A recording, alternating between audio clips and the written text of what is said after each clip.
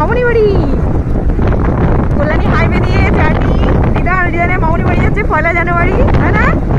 আর driver পাপা আর পেছনে mummy.